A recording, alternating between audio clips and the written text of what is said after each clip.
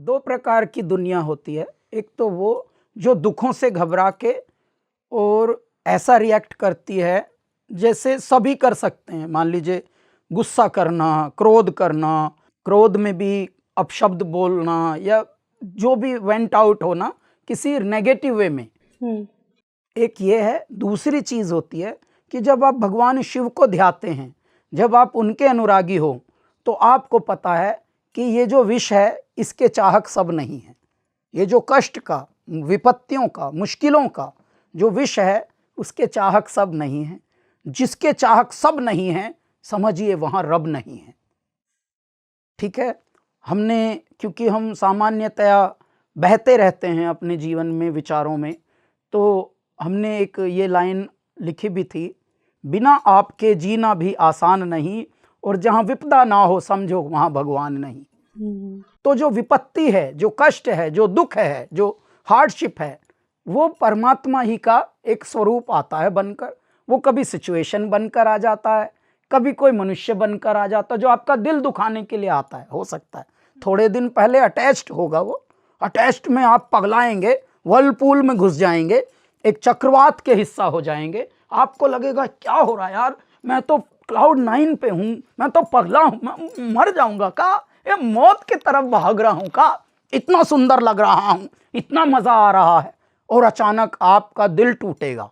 दिल टूटते ही आप बिखर जाएंगे, और जो सामान्य संसारी लोग हैं वो खींचने लगते हैं, या मान लीजिए कुछ और व्यसन में पड़ जाते हैं।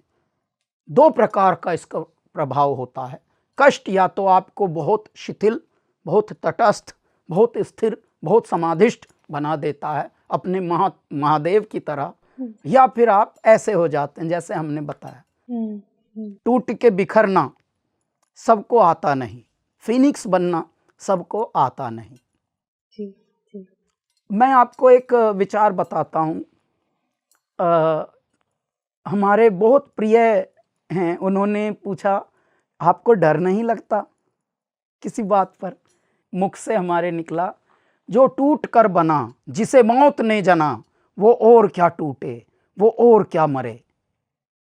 तो जहां आप विपत्तियों से ही जन्म लेते हो, मुश्किलों से ही जब आप विघटित हुए हो, आपकी सर्जना हुई हो, मतलब you are a prodigy of pain and sorrows and hardships and failures, तो फिर आपको क्या मुश्किलें पता हो, तो मुश्किलों के तो आप पुत्र हैं। फिर वैसा हो जाता है। तो बिना दिल टूटे भी अच्छा संगीत नहीं बन सकता, फिर आप बोल रहे हो? बन सकता है। अच्छा और बुरे के लिए कोई सेट फॉर्मूला पृथ्वी पर है ही नहीं, परंतु जब आप ध्यानी होकर, दिल टूटे भी आपका, और उसके बाद भी आप प्रकृति को समझें, परमात्मा को समझें, जिंदगी को समझें, और उस सच्चाई को समझें कि देख भाई, डगमगाना भी जरूरी है संभलने के लिए, टूटना भी जरूरी है अगर जुड़ना है तो। क्यों? क्योंकि जब आपको लाला लैंड में रहते हैं तो आप सब कुछ अलग ढंग से देखते हैं। आप एक आपकी खुद की एक फिक्शियस वर्ल्ड होता है, एक काल्पनिक दुनिया रहती है। लेकिन जैसे ही आपका दिल टूटने लगता है तो आपको रियलिटी धीरे धीरे आती है। आपको जज करने के लिए नहीं भगवान दिल तोड़ते कि दुनिया तो ऐसी है, दुनिया वैसी, ऐसा नहीं है। दुनिया प्यारी है, दुनिया बहुत ही लाडली है, दुनिया बहुत ही अनोखी है, दुनिया बहुत ही खुशियों से भरी हुई है।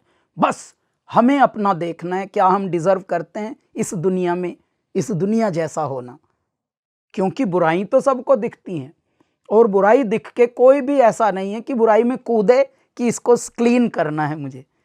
कूदना पड़ता है ना बुराई को क्लीन करने के लिए, उसको, उसमें आपको अपने हाथ सानने पड़ेंगे, भांडने पड़ेंगे।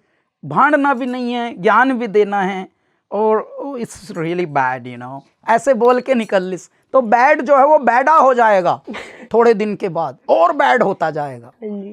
तो मनुष्य यदि इंगित कर ले, चिन्हित कर ले, आइडेंटिफाई कर ले कि यार ये कुछ गलत हो रहा है, उस गलत को यदि आप चिन्हित करने तक न सीमित हों, टूट पड़े उसमें कि नहीं यार ये गलत हो रहा है, इसको मैं ठीक करने के लिए ही शायद मुझे यूनिवर्स में भगवान ने भेजा। इसीलिए क्यों? क्योंकि लगभग 9 अरब की जनता, इस जनाधिक्य है इस पृथ्वी पर, 9 अरब मनुष्य हैं, ठीक है, अरबों का है विश्व, करोड़ों का ये देश है, उंगलियों पे गिने जाने वाले कुछ ही हैं जो विशेष हैं, वाह। तो कुछ ही हैं, नाम के होंगे 100, काम के होंगे 2। तो वो जो कूद पड़े बुराई में कि नहीं यार इस बुराई को मैं थोड़ा क्लीन कर देता हूँ ताकि जो अगले मनुष्य आए उनको थोड़ा बुराई कम दिखे,